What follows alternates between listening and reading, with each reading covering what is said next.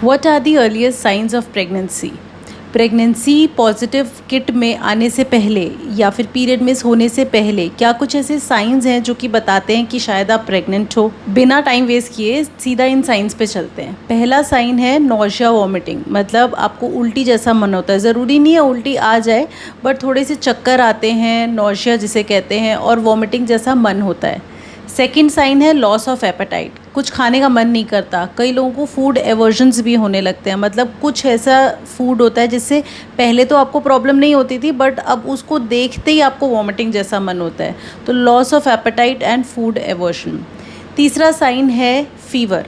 तो कई लोगों को लगता है कि उनको फीवर आ गया, मतलब गरम गरम लगता है, बार बार ऐसा लगता है कि टेम्परेचर चेक करो, लेकिन चेक करते हैं तो उसमें फ़ीवर नहीं होता। तो ये जो फीवर होता है ये भी अर्ली साइन ऑफ प्रेगनेंसी होता है। दरअसल क्या होता है कि प्रेगनेंसी जब आने वाली होती है तो उसमें आपकी बॉडी रिलीज़ करती है प्रोजेस्टेरॉन हार्मोन।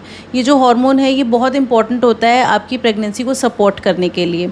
तो ये जो प्रेगनेंसी सपोर्टिव हार्मोन होता है इसका एक इफ़ेक्ट होता है गरम लगना।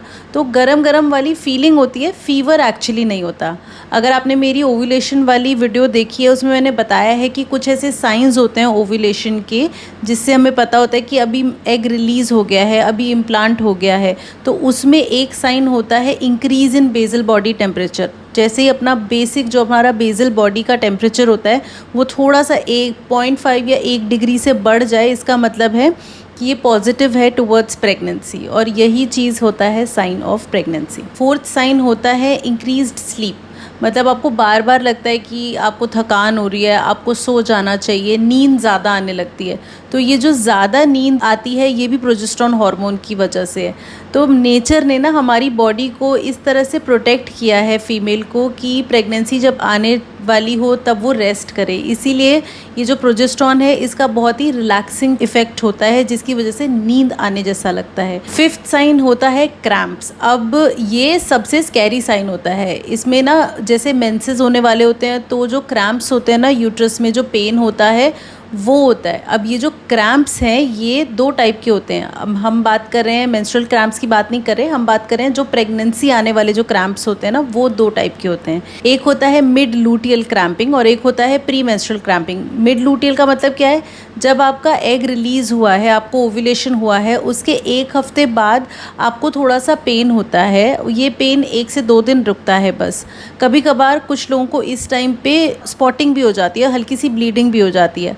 अब क्या है, ओव्यूलेशन के 1 हफ्ते बाद आपका जो एम्ब्रियो है ना वो यूट्रस के अंदर चिपकने की कोशिश कर रहा होता है। इस वजह से इम्प्लांटेशन के दौरान पेन और ब्लीडिंग होती है। इसको इम्प्लांटेशन पेन और इम्प्लांटेशन ब्लीडिंग कहते हैं। तो अगर ओव्यूलेशन के 1 हफ्ते बाद 1-2 दिन के लिए आपको पेन होता है ना तो इसका मतलब ये इम्प्लांटेशन का साइन है, which is a positive sign for pregnancy. दूसरा जो कि हमने बताया प्री मेंस्ट्रुअल, तो मेंसेस जब आने वाले होते हैं, जब आपको पीरियड्स आने वाले होते हैं उससे पहले भी आपको थोड़ा बहुत पेन होता है।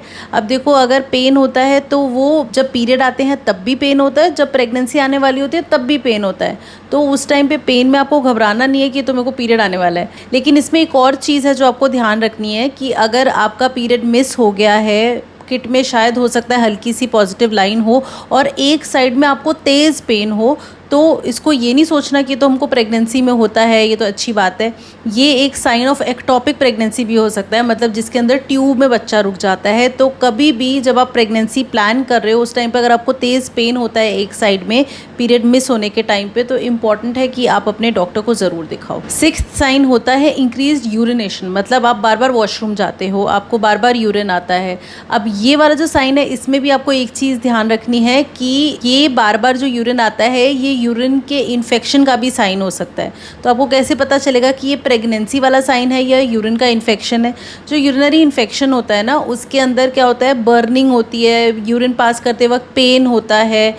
जबकि अगर प्रेगनेंसी वाला अगर इंक्रीज यूरिनेशन है तो उसमें कोई प्रॉब्लम नहीं होगी, बस आपको यूरिन बार बार जाना पड़ेगा। कुछ ऐसे हार्मोन्स होते हैं प्रेगनेंसी में जो रिलीज होते हैं जिसकी वजह से यूरिनेशन बढ़ जाती है। तो increase urination is a sign of pregnancy. 7th sign है पैल्पिटेशन, मतलब दिल की धड़कन बढ़ जाती है। तो आपको यूजुअली रेस्टिंग स्टेट में ना किसी को अपनी दिल की धड़कन महसूस नहीं होती, लेकिन प्रेगनेंसी के टाइम पे क्या होता है ना, दिल की धड़कन वैसे ही 10 बीट्स पर मिनट धड़कन बढ़ जाती है और ये वाली धड़कन जो आपकी बढ़ती है आपको महसूस होती है, तो आपको ऐसा लगता है कि घबराहट हो रही है, तो this is nothing but a positive sign of pregnancy. 8th sign और बहुत ही यूनिक और इम्पॉर्टेंट साइन है मेस्टैल्जिया। मेस्टैल्जिया मतलब ब्रेस्ट्स में पेन।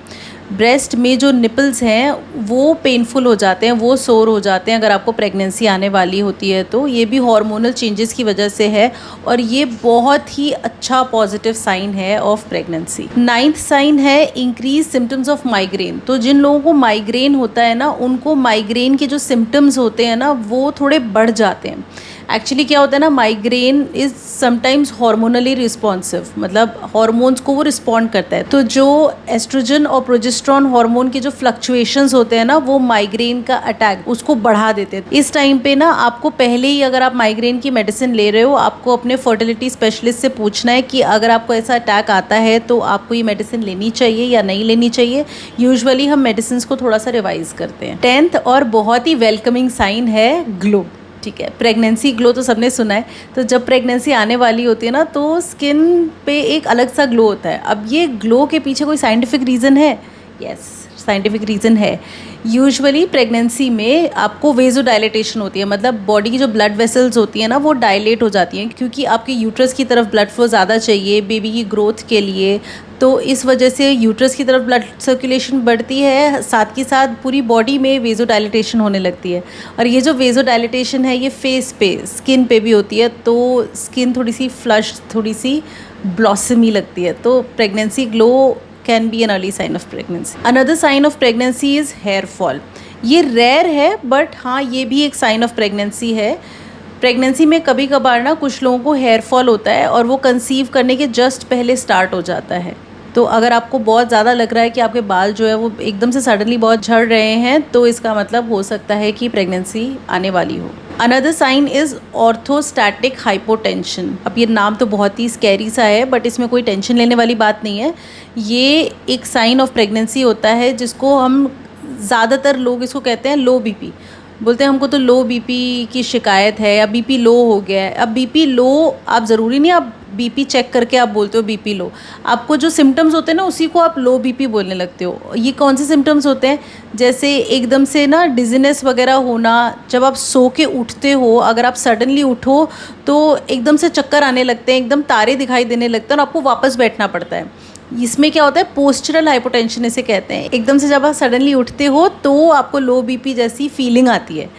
अगेन ये भी वेजोडाइलेटेशन की वजह से होता है। जब ब्लड वेसल्स वगैरह सब डायलेट करती हैं और आप सडनली उठ जाते हो तो जो वो नर्व्स और जो वेसल्स होती है ना उसको नॉर्मलाइज होने में थोड़ा टाइम लगता है। सडनली जो ब्लड है ना ये रश करता है डायलेटेड ब्लड वेसल्स में और आपको मोमेंटरली थोड़ी देर के लिए एक ब्रेन फॉग जैसा होता है। This can also be a sign of pregnancy. With that being said, ये सारे जो साइंस हैं ये कुछ लोगों में पॉजिटिव होते भी हैं इनमें से कुछ, और कुछ लोगों में इनमें से कुछ भी पॉजिटिव नहीं होता और प्रेगनेंसी टेस्ट में पॉजिटिव रिजल्ट आ जाता है।